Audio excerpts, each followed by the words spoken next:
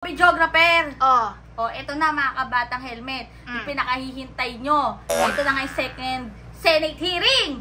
Para kay Mayora Alice Goo. At, ano dito, videographer parang ang dami. Kasi nung una, diba, si Sen Risa and si Senator Win. Sila lang yung nandun, diba? Nagtatanong. Eto, nandito si Madam Senator Loren. At saka si Senator Jinggoy. Aba! So, parang ang daming tao talaga, videographer. Aba!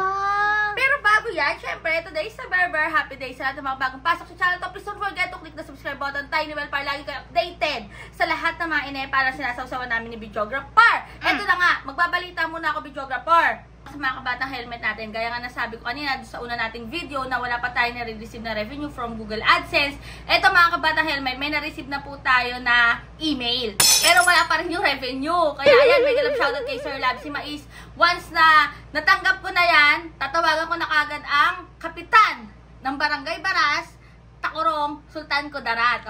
Diba? Para yan kala Nanay Maxima Robles sa lahat ng mga senior citizens ng Barangay Baras, Tacorong, Sultan Kudarat. Yes. Marami pala silang senior citizen doon, videographer.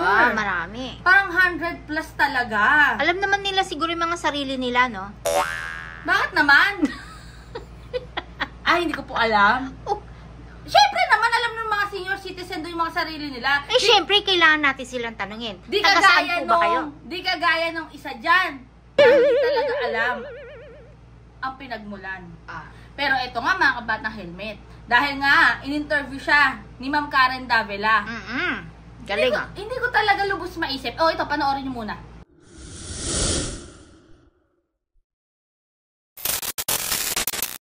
Lumaki po ako, Ma'am Karen. Tinago po ako sa farm. Kung narinig niyo po yung Senate hearing, tinanong po yung school background ko. Nung bata ako, Ma'am Karen, hindi ko na-feel nakakahiya na hindi ako pinag-aral ng tatay ko. Nung bata ako, sabi niya sa akin, importante lang, marunong ako magsulat, marunong ako mag-read, marunong akong magsalita. At pinaka-importante po sa lahat, marunong po ako mag-calculate. Yung pong tinuro po niya sa akin. Nung tumanda na po ako, unti-unti nararamdaman ko, parang nakakahiya na hindi ka nag-aral. Tuwing may nagtatanong po sa akin, saan ka nagtapos? Saan ka nag-aral? Ma'am Karen, sorry pero nahihiya po ako. Ako po, nag-aral po ako ng tutorial, homeschooling. 14 years old pa lang po ako. Kasama ko na po yung tatay ko sa farm, sa piggery po namin. Natuto po ako magpaligo ng baboy. Natuto po ako magpaanak ng baboy. Natuto po ako mag-inject ng baboy, maggamot. Alam po ng mga supplier ng farming po namin. Alam po ng mga supplier po ng gamot, supplier po ng genetics, kung sino ako. Doon sa nabalitaan ko po, nakita ko po sa news, na i-deport po ako, Ma'am Karen. Hindi ko po alam saan po ako dadalhin. Yung sarili kong po bansa, yung sarili ko po bang bansa, yung sarili kong bansa po ba? Iiwanan din po ako, tatalikuran din po ako. Saan po ako pupunta? Isa lang po passport ko po, Ma'am Karen. Filipino po ako. Ako po ay isang Philippine passport holder at ako po ay isang Filipino. Anong pangalan mo? Washibang Tang Takway. Ha? Ano yan? Ako si Batang Helmet. Oh? Nakakapagsalita ka? Chinese ka ba? Filipino? Filipino po ako. Sabihin mo nga yan sa Fukien. I am a Filipino. Fukien. Washi Fei Lu Ben Ren. Talaga? Anong sinabi mo? I am a Filipino po. Ulitin mo nga. Washi Fei Lu Ben Ren. In Tagalog. In Filipino. Ako po ay Filipino. Ba't gumaganyan ang muso mo? Filipino po ako. Diba? Kwento mo nga yung pagkabata mo. Okay po sa farm. Sa Fukien. Sa loob lang po ako ng farm. Sa Fukien nga. 我有一个美好的冬天. O sige, sa Kapampangan. Nasa loob lang po ako ng farm. Sa Kapampangan. Yung Fukien kanina, galing yung kay Google Translate. Salamat, Pero mahirap Google. kasi si Fukien. Kasi di ba may Cantonese, may Mandarin, tapos may Fukien. Yung Cantonese Mandarin, yun yung parang informal o yun yung mga modern na or simplified na. Pero kasi si Fukien, yun yung traditional Chinese talaga na dialekto nila. Kaya pag alam mo kasi si Fukien, yun yung talagang nandun ka sa province of China. Bakit ko alam, Bijoga-par? Bakit? Nakarating ka na doon? Hindi. Wag ganun. Hindi, kasi diba, yung mga nakatrabaho natin before, Oo. talagang mainland China galing. Saka iba tunog nila eh. Iba talaga. Ma-differentiate nyo talaga yung modern, yung Cantonese, yung Mandarin, yung mga nihang, shishi, mga ganun. Iba talaga kapag galing mainland China, yung talagang traditional, and that's the Fukien. Pero ayun nga, Bijoga-par! Yo! Mga batang helmet, Diyos ko, anong masasabi nyo? Nakakawindong! Every Senate hearing na lang talaga may pasabog si Mayora. At ang galing nung ano, no? Yung abogado. Parang papunta sa K-drama yung ano, yung interview ni Madam Karen. Ay, oo. Iba talaga si Ma'am Nakakapangilid Karen. ng luha. Iba talaga si Ma'am Karen. Tsaka, Oo. Diyos ko kung mapapanood. Ito. Awa. Yung, yan o. Lumaki ka sa tatay. Was there any point that you met your mother? Was she ever introduced to you in person? Hindi po, Ma'am Karen. Why didn't you just say this in the Senate? You were under oath. You were under oath in the Senate. You had to tell the truth. Why didn't you say that you knew who your mother was? Ma'am Karen, during the Senate hearing po, masyado pa ako na blanco. Hindi po ako taga Maynila. Ako po ay taga probinsya. Hindi po ako sanay. At hindi rin, natatakot po ako. Yun po yung mas tamang term. Nablanko po ako. At at gusto ko rin po na I'll take this opportunity na rin po na humihingi po ako ng paunmahin po. Humihingi po ako ng pasensya po kay Senator Risa Hontiveros na hindi po ako nakapagsagot po sa kanya ng maayos dahil medyo masakit po talaga sa akin. At yung private life ko po, as much as possible po, ayaw ko po pag-usapan. At nung po ako. Mga batang helmet, yan. Yung interview with Ma'am Karen Davila ni Mayora Alice, talagang naiyak si Mayora. Maawa naman Pero, kayo. Ano ba to mga kabatang helmet? Drama-rama na naman tayo. Oo, kaya ako ayoko manonood ng ano eh, mga ano yun yung K-drama? mga K-drama, yung Analisa. Lumanan, hindi ko pa. Ano yan, ang batang ina, charot. Pero, diba, ang simple lang naman ng mga katanungan eh, sa Senate hearing. Like yung sinabi nga ni Senator Loren na, ikwento mo. Oh. Ano yung meron sa farm, ikwento mo. Nasa farm lang naman daw. Nung kabataan mo, nung bata ka pa, hindi ba pwede, hindi mo ba siya ma-picture out? Oo, may ibon. Pero nagulat ako, videographer nung nag-Fukien si Mayora. Ah. Kasi mga kabatang helmet, kung ikaw talaga, hindi ka lumaki doon, o hindi ka talaga galing doon, iba na yung bigkas, iba na yung labas. Kagaya ko, di ba, Kapampangan nga sila tinatanda. Hindi naman ako lumaki sa Pampanga, pero naturuan ako at nakakaintindi ako. Pero bihira akong makapagsalita, pero hindi nyo ako mabebenta. Kasi naiintindihan ko. Pero hirap ako. Unlike nang talagang doon ka lumaki, yung nasa dila kasi yun, videographer eh. Na pag, kagaya nyo, mga Ilocano, Panggalatok, pag nag-usap-usap na yung mga nandun na, tuloy-tuloy. Pero kung hindi ka talaga totally lumaki doon, ang hirap. Pero, nung nag-Fukien si Mayora, masasabi ko talagang lumaki siya sa China. Province of China. Iba yung baksak kasi. Iba yun. Iba din yung inaral. Gaya niyan, di ba, Bijoga-par? Nag-ano-ano tayo. Nagsalita-salita ng Chinese. Kay Maring Google. Kay Maring Google. Ang hirap. Makikita nyo yung difference na nahihirapan na akong sabihin kasi hindi ko naman siya talaga kinalakihan at inaral ko lang siya ng 1 minuto. Pero yun talagang doon ka galing. Parang on the spot to. On the spot siya tinanong ni. Kaya clap-clap ako dyan ha, para kay Senator Loren about dyan ha. Dahil naisip talaga ni Senator Loren na, sige mag-Fukien ka. Oo. Magsalita ka, i-describe mo. Oh, describe mo. Sa dialect nyo. Oh, may kalabaw ba? Oo, di ba? May ibon, Kasi may malamang, sapa, may farm naman puno. talaga sa China.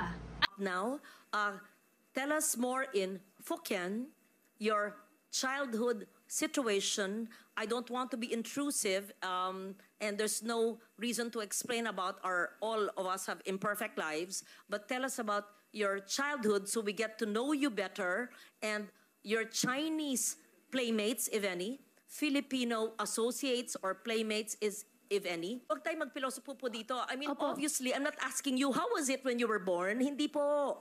From 1986 to 2005. Madam Senador, lumaki po ako sa farm. Kinulong po ako ng tatay ko. Paulit-ulit naman, parang memoryado nyo. Kasi kino-coach ka ng lawyers mo siguro.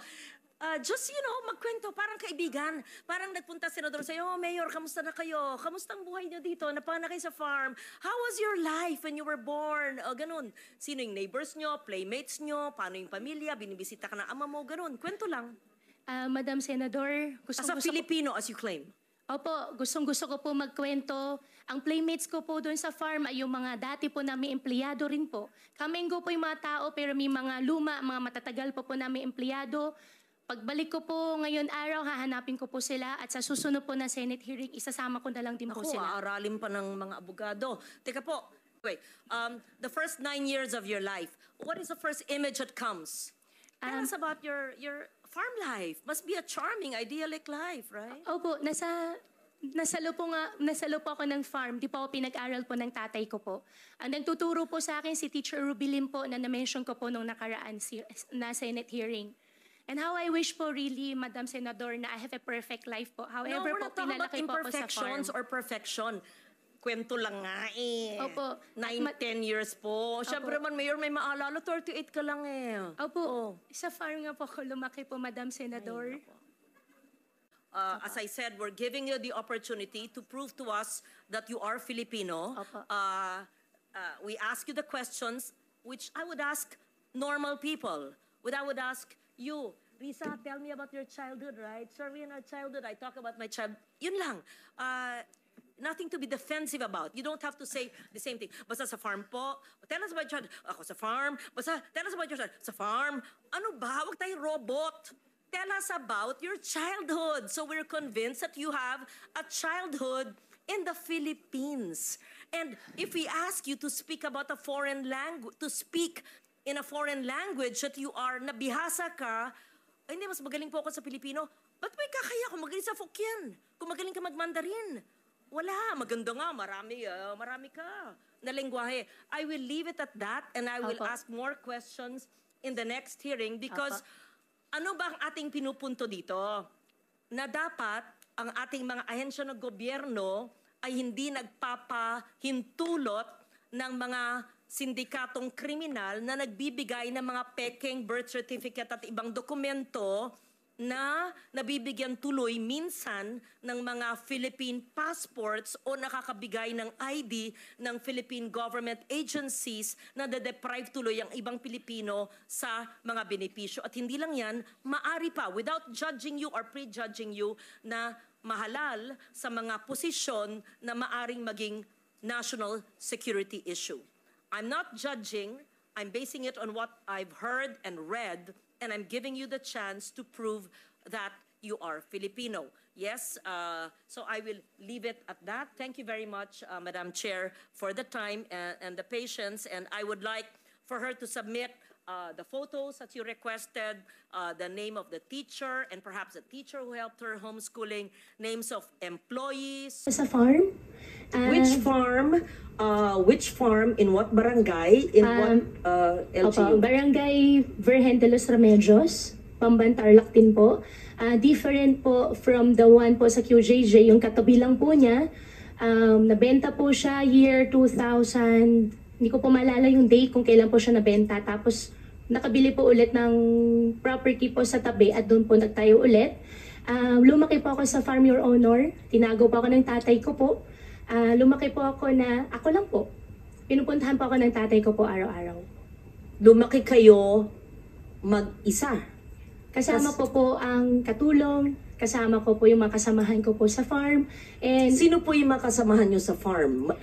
Sino yung katulong na naaalala nyo, pangalan, nationality, at sino yung nag-alaga mula kayong napanganak 38 years ago? At binibisita kayong ama nyo mula saan? Sa bansang Sina. At tell us about your childhood. Your Honor, sa farm po ako lumaki, sa Bamban po ako lumaki. Lumaki po ako mag-isa, pinupuntahan po ako ng tatay ko. How I wish po... No, okay. You cannot grow up alone from a time you were born. Opo. So the formative years from a time your mother birthed you up to perhaps 10 years old, sino po yung inyong naging caregiver o yaya? Hindi lang pwedeng mag-isa lang po kayo sa farm. Binibisita kayo ng ama nyo mula saan. So sino po yung sabi nyong kasambahay nyo na nagpalaki sa inyo? Sino po yung sabi nyong mga kaibigan nyo, kasama nyo sa farm? Sino po? Para may... In short, I'll be very honest. Please convince us that you were born in the Philippines, that you are Filipino, and that you are not what people suspect you to be. Dediretsuin ko na po. Kumbinsihin mo kami kasi hindi po pwedeng hindi nyo maalala yung inyong first few years of living na formative years. Para makumbinsi kami because we want to be convinced that all elected officials are Filipinos and not spies of other countries. So, as a nationally elected official, and I won in Tarlac, number 1 I think or 2, and I won in Banban, perhaps you even carry near sample ballot, we have to know, di ba ho? So if you're really Chinese and fronting for other people, go back to your country. But if you are Filipino and you were born here, convince us because we want to be convinced.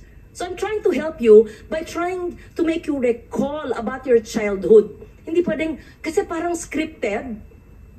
Kasi I was born on this is what I can remember. And then when I ask you the same question, it's the same rote. R-O-T-E. So convince us. Your Honor, lumaki po ako sa Bamban, Tarlac. Lumaki po ako sa farm. Paulit-ulit. Anong barangay, anong farm, sino po yung nag-alaga sa inyong sabi nyo na binibisita kayo ng ama nyo, ano yung family situation, sino pong makalaro nyo, kaklase nyo, kung homeschooled kayo, sino po nag-homeschool sa inyo, ganun po. Madam Senador, ako po ay lumaki po sa Barangay Virgen de los Remedios, Bamban, Tarlac po. Ako po ay isang Filipino. Lumaki po ako kasama po yung mga empleyado po namin sa farm. Ipaprovide ko rin po yung mga pangalan. Come and go din po naman kasi yung mga naging empleyado po. 38 years ago po, Madam Senador, wala po ako talagang maalala ng sobra. Pero meron pa po ako isang kasama ngayon po na matagal na po sa amin, si Mang Boy po, na hanggang ngayon, kasama ko pa rin po siya. Sa susunod po, baka pwede ko po siya i-present din po dito para makilala niyo po. And in fact, 14 years old pa lang po ako, nagtatrabaho na po ako. Kilala po ako ng barangay chairman na mention po kanina na ipapaimbita. At bumibili na po ako ng mais. Pwede po ako mag-present po ng mga pangalan po nila na magpapaalam lang po ako sa kanila kung pwede ko po sila i-disclose po yung names po nila. Excuse me, San Loren, kung pwedeng idagdag. Yes. Kung kaugnay nyo lahat ng mga taong ito mula nung pagkabata nyo, pwede nyo bang ikwento ng mahaba-haba ng konti in Kapampangan? Kasi syempre, kausap nyo sila sa sarili nilang lengguwahe. Madam Chairman, ang Bamban po ay Tagalog po. Meron din pong Kapampangan, pero mga kasama ko po sa loob ng farm po, mostly po mga Visaya po. Kasi ang piggery po, biosecurity po, hindi po sila lumalabas. Well, actually, sa Lord, just for the record, may mga nag-o-observe na mga kababayan natin, pati mga netizens na mga Kapampangan. Yan po ang tanong nila sa inyo. Kasi Kapampangan po ang lingwahe nila. Yes. Anyway, can you San Loren, speak? please proceed. Thank you for that interjection. It's very helpful. Magsalita po kayo sa Kapampangan kung kayo lumaki sa... Madam Senador, konti lang po yung alam ko po sa Kapampangan. Ang alam ko po, sobrang konti lang po. Okay, Mo po. what Chinese language do you speak? Hokkien or Mandarin? I can speak Hokkien po. Okay, speak in Hokkien now. Bo? More. Tell us more about your life in China. Wala po akong life po sa China. Dito po ako lumaki sa Pilipinas po. tell us about your life in the Philippines and tell us about your family in China, in Fukien. Family ko po in No, China. in Fukien. Please tell us about your father, who's from China, and he used to visit you when you were a child, and the family of your father in China, and where are you from China, in Fukien. We have interpreters, and perhaps I can understand a little. Yes po.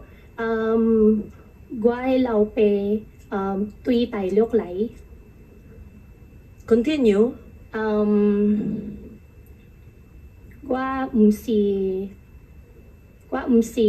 Trung Quốc lang. Qua si Philippines lang.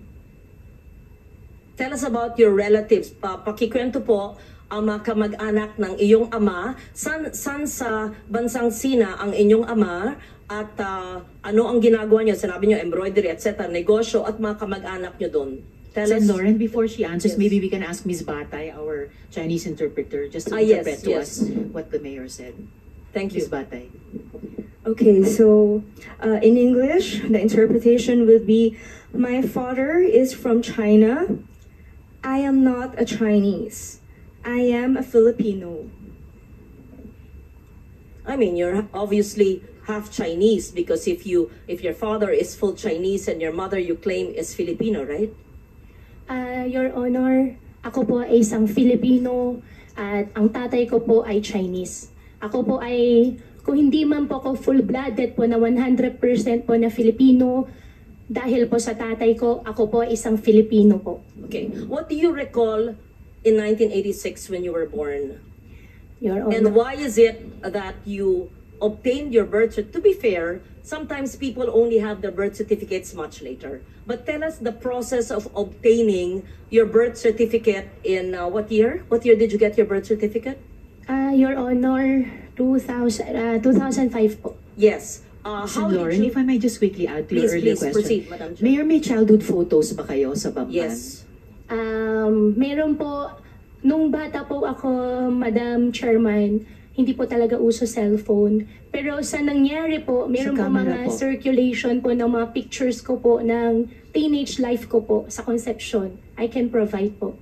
In fact, hindi ko po alam na meron po pala ang ganun picture. Could you kindly give us the earliest photos of yourself and your family and your workmates, playmates in your very exclusive and closed farm that you said, and your relatives in China and your father's relatives, and the time that you were born, 1986, hindi naman, okay, walang cellphone, but you must have photos.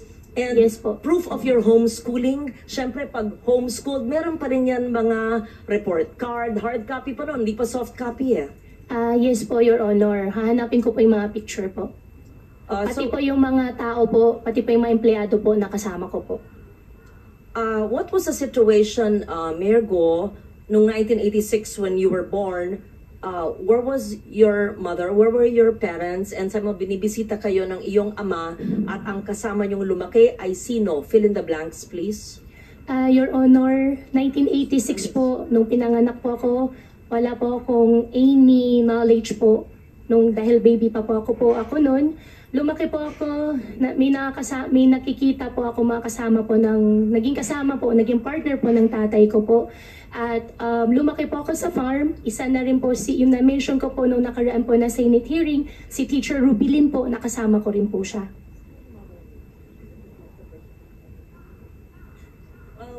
Can you please state once again your mother's name? Amelia Leal po. Biological mother ko po. And have you ever met her? Hindi ko po siya nakasama. Have you ever met her? Hindi po. From the time you were born, from 86, hindi po nyo na silayan. Hindi na po. And At ikaw galing ka sa province of China. Oh. Sa mainland talaga. May mga malalaking farm talaga doon. Sa farm nyo ba? Puro building? Di ba? So talagang lumaki si Mayora doon. Sa farm? Sa farm. Pero kasi Anong farm? iba talaga yung iba yung baksak nung nagfukyan siya. Diba? Kaya Pero ewan natin, baka sa kaduluduluhan, nakakaawa ang kanyang talambuhay na kinuwento kay Madam Karen. Pero alam mo mga kabatang helmet may nararamdaman ako dyan sa pag-iyak ni Mayora. Oo. Baka mamaya dumating ang panahon na tayong mga Pilipino, maawa na kay Mayora Alice Go. Nakakaawa naman kasi talaga. Bakit siya yan. tinatanong ng gano'n? At saka, Wala videographer. silang awa. At saka yung tipong hindi nakapag-aral, galing lang kay Teacher Rubilin, pero Oo. nangarap na upo Oo. at naging Oo. mayor. Diba? Tapos Nakakaawa ito, siya. parang sisiraan nyo pa. Oo, bakit naman kasi sinisiraan? Teka lang. Kung ano-ano yung mga pinagtatanong, hindi naman na ano yan eh. Videographer, ano? may tanong ako dyan. Ano? Dapat ba talagang kaawaan? Kasi Oo. may napanood akong video, Na ano? hindi siya talaga kilala nung mga tiga-Tarlac. Kasi meron daw dapat kapitan doon sa lugar na yon natatakbo as mayor. Tapos parang pinilit nga si kapitan na tumakbo ka ng kapitan. So nakahabol. Pero nagulat sila na eto, may kalaban bagong pala. sulpot. Oo, may naging kalaban at yun si Mayor Alice Go. Kasi sabi nga nila, sure ball na si kapitan kasi talagang magaling din pamamahala ni kapitan. Talagang tumutulong. Pero eto, biglang, may dumating na isang Alice Go na hindi daw talaga kilala. Go! 61 years na daw na nabubuhay nga yung napanood ko, yung interview. Senior pero na eh. never niya talagang kilala. Ito. Yung pamilyang sinasabi. Oo. Ito, si Madam Alice Go. Hindi Alam niya mo daw kasi, talaga kilala. meron naman ding na interview na pinaglalaban si Alice Go, si Mayora. Kala- Alice in Wonderland. Pero kasi videographer, sa isang probinsya kasi, kagaya na sa amin sa Tondo, magkakilala. magkakakilala yan.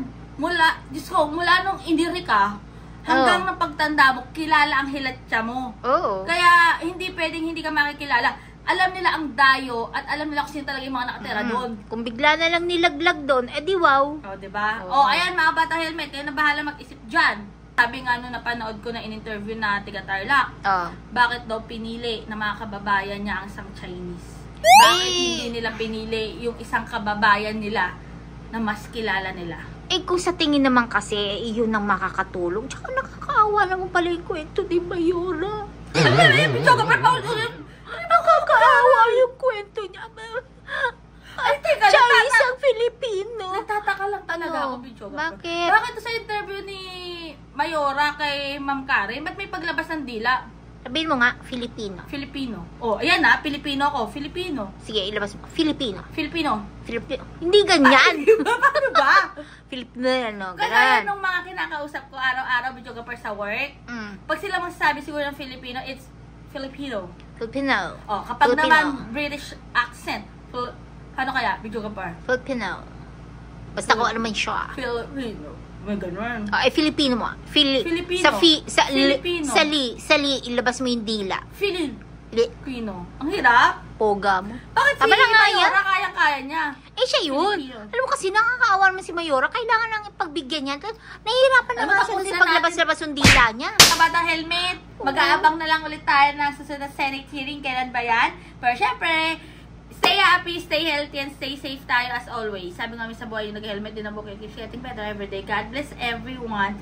Bye! Buya, Wang Ji, Diyu, Shishi. Ano yun? Please subscribe.